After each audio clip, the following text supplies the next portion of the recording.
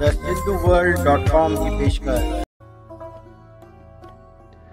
कलम जैसी मतलब जेसिताईं कलम जैसी आए हथ में लिखण कीअं मां बंदि कयां। कलम जैसी आए हथ में लिखण कीअं मां बंदि कयां। वधंदड़ कदमनि जी सदा मतलब सॾु पुकार या आवाज़।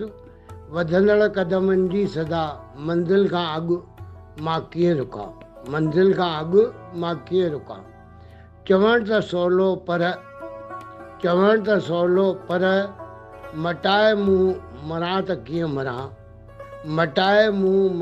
कीअं मरां।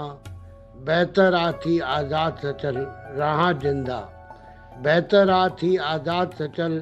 रहां जिंदा चाहे रोज़ जा प्याला मां पिया।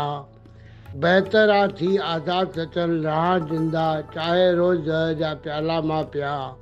कलम जैसी आए हथ में लिखण कीअं मां बंदि कयां।